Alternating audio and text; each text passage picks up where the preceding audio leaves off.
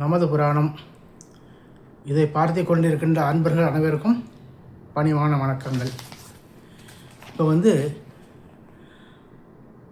ஆடி அமாவாசை நாளைய தினம் 24/7/2025 வியாழக்கிழமை அன்று. இந்த ஆடி அமாவாசை ரொம்ப முக்கியம். தர்ஷனாயன புண்ணியாகலத்தில் வரும் முதல் அமாவாசை. பித்ருக்களுக்கு நாம் தர்ப்பணம் அவசியம் கொடுத்தே ஆக வேண்டும். இப்போ நிறைய பேருக்கு தர்ப்பணம் கொடுக்கறதுக்கு எங்கே போய் கொடுக்கறது அதெல்லாம் இது இல்லை. புரட்டாசி மாதம் மகாலய அமாவாசையில் நிறைய இடத்துல பண்ணி வைப்பாங்க. இது எப்படி கொடுக்கறது, எங்கே கொடுக்கறது, இதுதான் நிறைய பேருக்கு இருக்குது. எல்லோரும் செய்கிறதுக்கு ரெடியாக இருக்காங்க.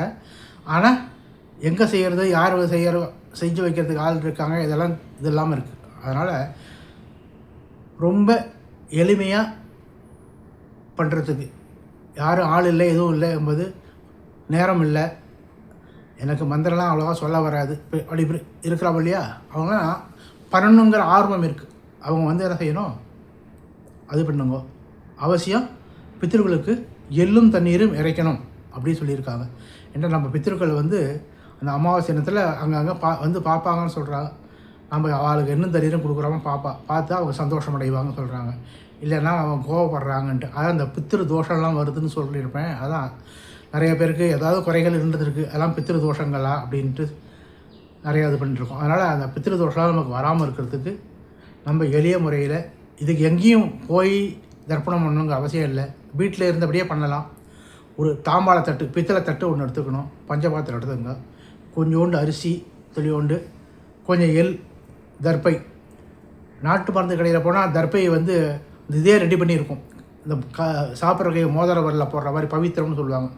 அது கொஞ்சம் தர்ப்பை அமாவாசை தர்ப்பணத்துக்குன்னே தனியாக கட் பண்ணி அழகாக தனியாக செட்டாக இருக்குது. அது மாதிரி வாங்கிக்கலாம். அது அப்படி இல்லைன்னா பரவாயில்ல, கொஞ்சம் தர்ப்பை ஒரு கட்டு வாங்கி வச்சு அப்பப்போ அமாவாசைக்கு கொஞ்சம் கொஞ்சம் எடுத்து பண்ணிக்கலாம். இப்போ என்ன செய்கிறோம், கொஞ்சம் ஜலம் பஞ்சபாத்திரத்தில் கொஞ்சம் தண்ணி எடுத்துக்கணும். 3 தடவை கையில் ஜலம் எடுத்துகிட்டு சாப்பிட்ணும். ஓம் அச்சுதாய நமஹ, ஓம் ஆனந்தாய நமஹ, ஓம் கோவிந்தாய நமஹ அப்படின்னு 3 தடவை ஜலம் சாப்பிட்டுக்குங்க. அதுக்கப்புறம் சில பேர் தர்ப்பணம் பண்ணும்போது நாங்கள் பூணல் போட்டுட்டு பண்ணுவேன், அதுக்கப்புறம் கைடி வச்சுருவோம் அப்படின்னு சொல்கிறது இருக்காங்க. அதுமாரி உள்ளவங்க பூணலை வளமாக போடணும். இடது தோலில் இருந்தாக்கா அப்படி வளமாக இருக்கும். அப்படி போட்டுட்டு இதை பண்ணணும். 2 துளி கையில் அரிசி எடுத்துட்டு பிள்ளையார் குட்டிக்கணும். சுக்லாம் வரதரம் விஷ்ணும் சசிவர்ணம் சதுர்புஜம் பிரஜன்னவதனம் தியாயேத் சர்வ விக்னோபசாந்தகே ஓம் அப்படி சொல்லிவிட்டு மூக்கை அப்படி தொட்டுட்டு காதை அப்படி தொட்டுட்டு வலது தொடையில் இடது கையை கீழே வச்சுட்டு வலது கையை மேலே வச்சுட்டு ஸோ மமோபாக்த சமஸ்த துரிதக்ஷயத்வாரா ஸ்ரீ பரமேஸ்வர ஸ்ரீமன் நாராயண பிரீத்தியர்த்தம் தட்சிணாயனே விஸ்வாவசு நாம சம்மஸ்தரே தட்சிணாயனே கிரீஷ்மரதோ கடகமாசே கிருஷ்ணபக்ஷே அமாவாஸ்யாம் புண்ணியதிதௌ வாசரஹ வாசரஸ்து குருவாசர யுக்தாயாம் புனர்பூசு நட்சத்திர யுக்தாயாம் சுபநக்ஷத்திர சுபயோக சுபகரண ஏவம் குண விசேஷேன வசிஷ்டாயாம் அஸ்யாம் அப்படி சொல்லிவிட்டு அந்த பூணல் இருக்கு இல்லையா, அதை மாற்றி இந்த தோலில் போட்டுக்கணும். இடம் போடவும் போட்டிருக்கும். அதாவது வலது இப்படி தோலில் போட்டுனா அப்படி இடமா அப்படி இருக்கும். போட்டுட்டு அமாவாசிய புண்ணியகாலே அப்பாவோட உங்கள் கோத்திரத்தை நினச்சிக்கணும். கோத்திரானாம் அப்பாவோட பேர் சர்மானாம், கோத்திரானாம் பேர் சொல்லிக்கணும். சர்மானாம் வசுராஜத்திய ஸ்வரூபானாம் அஸ்மத் பித்ரு பிதாமக பிரவிதாமகானம். அம்மா இல்லைன்னா அம்மாவோட பேர் மாத்ரு பிதாமகி பிரவிதாமகானம். உபவசிய புத்திரோணம் அக்ஷய திருத்தம் அமாவாசிய புண்ணியகாலே தசஸ்ராத்தம் திலருகுரூபேன ஆத்திய கரிஷே அப்படின்னு சொல்லிட்டு அந்த கையில் இருக்கிற அந்த துளியில் அரிசி பிள்ளையார் குட்டின்னு அரிசி வச்சோம் அதை அப்படி போட்டுட்டு எள்ளை கையில் எடுத்துக்கோ, அது கூட தர்ப்பையும் வச்சுக்கோங்க. எள்ளையும் தர்ப்பையும் வச்சுட்டு என்ன செய்யணும்னா, இந்த வலது கையில் கட்டை விரலுக்கும் ஆள் காட்டி விரலுக்கும் இடையில் இருக்கல அந்த வழியால் ஜலம் விடணும். கட்டை விரலுக்கும் ஆள் காட்டு விரலுக்கும் இடையில் இருக்கிற அந்த இதில் தர்ப்பையை வச்சுட்டு கொஞ்சம் எள்ளு வச்சுட்டு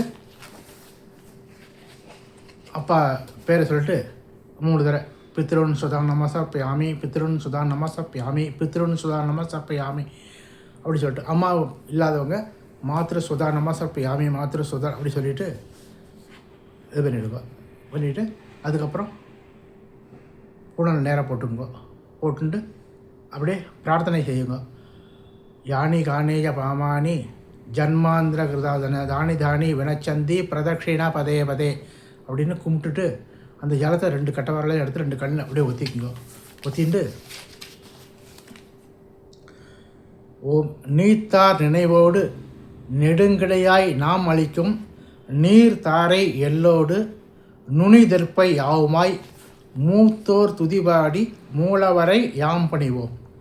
நீத்தார் நினைவோடு நெடுங்கிடையாய் நாம் அளிக்கும் நீர் தாரை எல்லோடு நுனிதெற்பை யாவுமாய் மூத்தார் துதிபாடி மூலவரை நாம் பணிவோம் அப்படின்னு சொல்லிட்டு பிரார்த்தனை பண்ணிங்க.